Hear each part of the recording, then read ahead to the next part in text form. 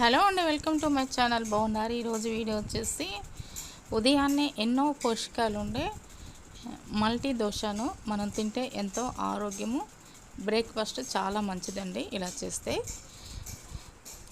ముందుగా పెసలు,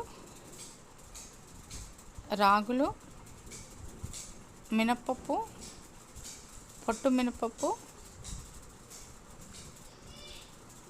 అన్నీ కలిపి ఒక గ్లాసులు ముడి బియ్యం, రేషన్ బియ్యం కూడా వేసుకోవచ్చు. ఈ ముడి బియ్యం కూడా చాలా మంచిది అనమాట. మొత్తం కలిపి ఇలా ఉదయం అంతా నానబెట్టుకోవాలి.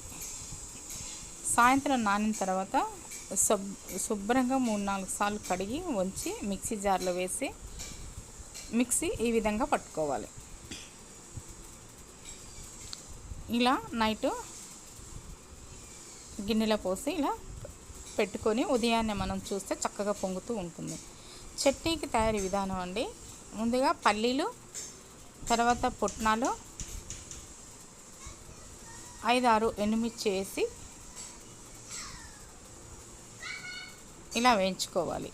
జీలకర్ర ఇలా చేస్తే ఈ విధంగా చేస్తే చట్నీ చాలా చాలా బాగుంటుంది.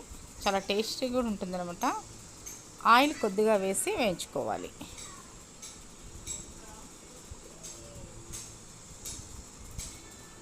ఇలా వేయించుకొని స్టవ్ ఆఫ్ చేసి చల్లార్చి మిక్సీ జార్లో వేసుకొని మిక్సీ పట్టుకోవాలి.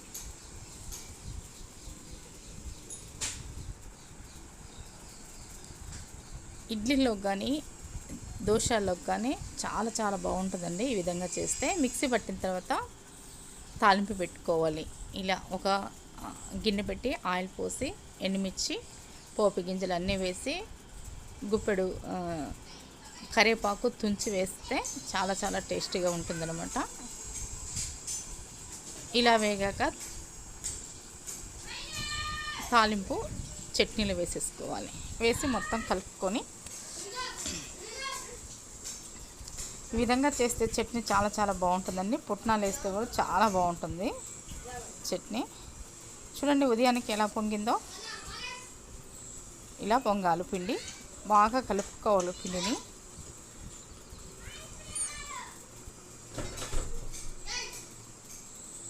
ఇలా కలుపుకున్న పిండిని స్టవ్ వెలిగించి ప్యాన్ పెట్టి ఆనియన్తో రుద్ది తర్వాత ఒక గరిటెలో వేసి మొత్తం రౌండ్గా మనం అని దోశ వేసుకోవాలి. చూడండి ఎంతో ఆరోగ్యకరమైన హెల్తీ దోశ అండి. మీకు నచ్చితే మాత్రం తప్పకుండా లైక్ చేయండి, షేర్ చేయండి, సబ్స్క్రైబ్ చేసుకోండి. ఎలా ఉందో కామెంట్స్ తెలియజేయండి. Thank you for watching.